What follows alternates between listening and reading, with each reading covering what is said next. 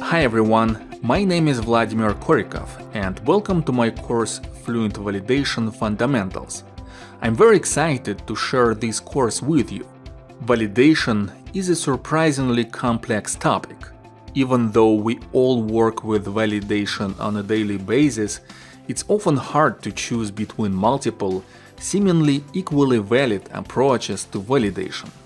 This course will help you build the right mental model and understand how you should deal with validation, and why exactly you should prefer one approach over another.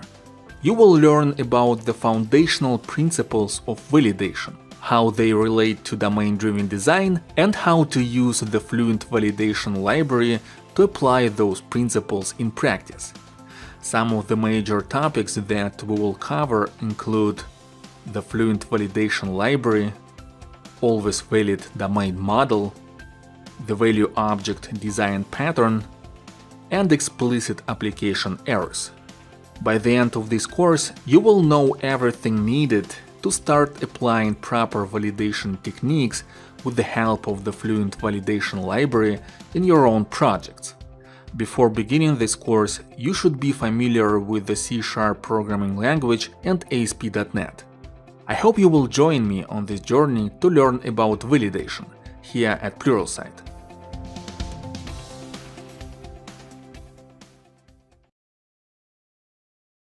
Hi, my name is Vladimir Korikov and this is the course Fluent Validation Fundamentals.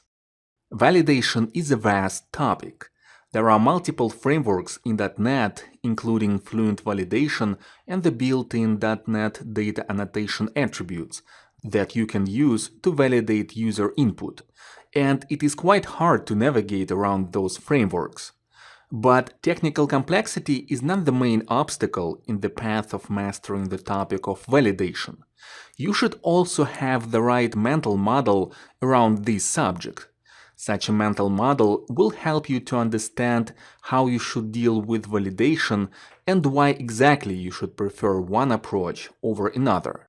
Validation frameworks contain a lot of functionality. Some of it is beneficial, but other not so. Without a proper mental model, it's hard to differentiate one from the other, and hard to use those frameworks to their full potential. This course will show you how to do that. Not only will you learn how to work with one of the most popular validation frameworks in .NET, called Fluent Validation, but you will also see how to use it in a way that significantly improves maintainability of your codebase.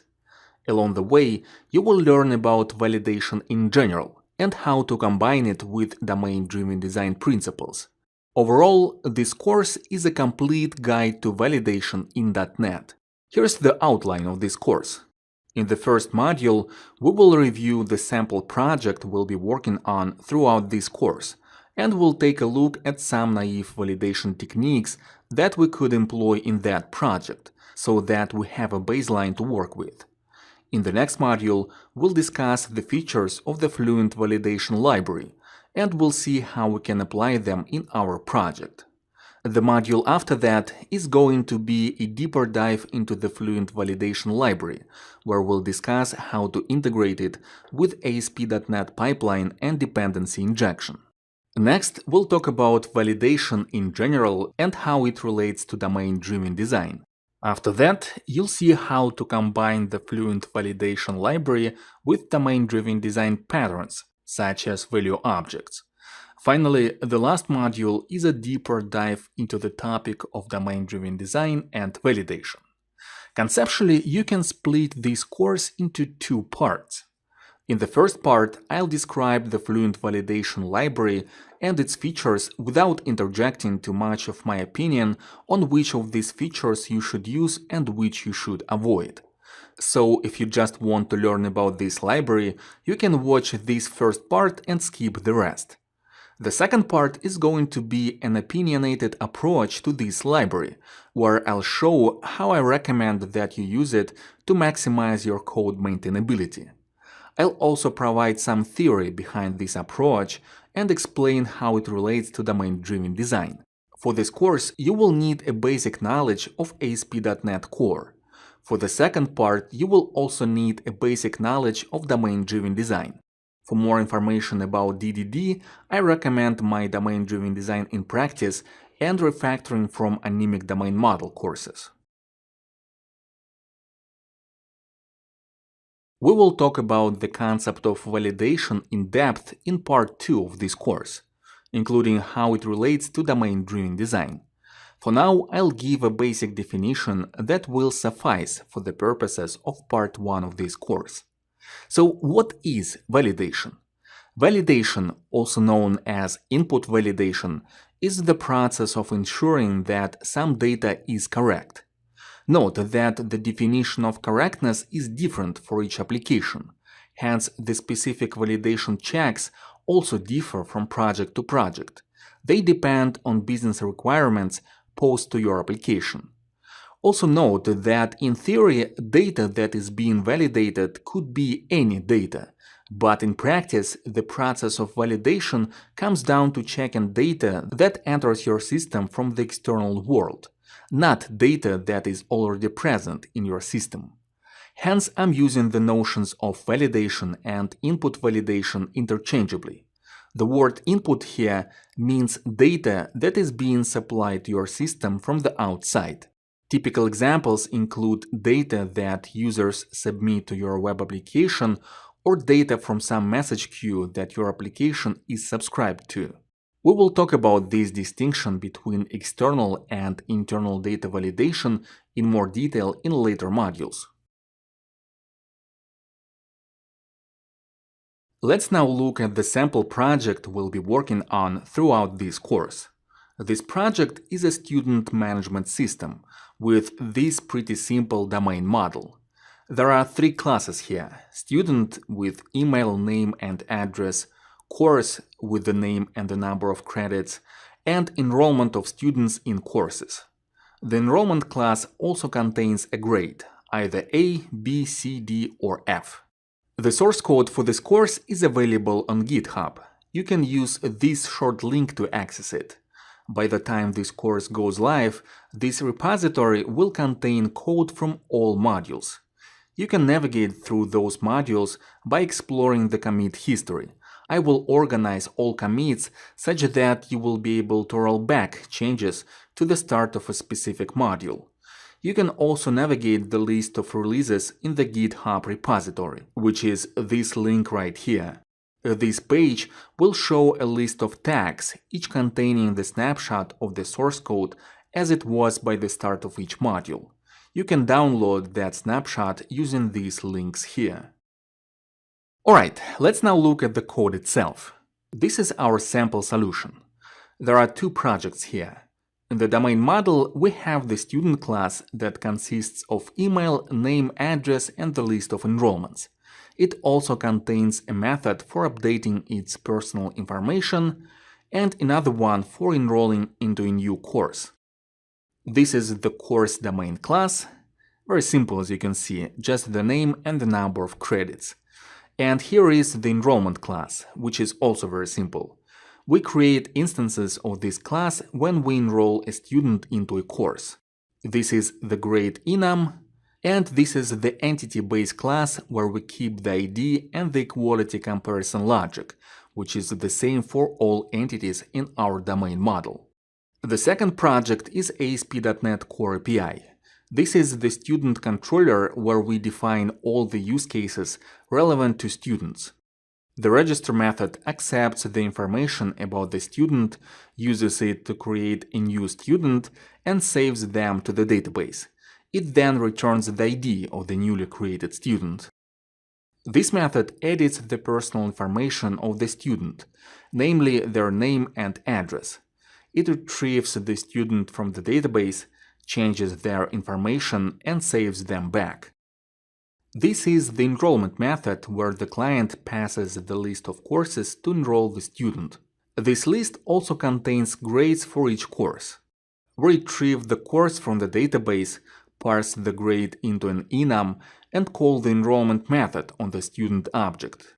Finally, the last method here displays all information about the student, including their personal information and the list of enrollments. Notice the use of the student repository here. It looks like a regular repository that works with a relational database, but in fact it's an in-memory fake database. We will not be dealing with any databases in this course.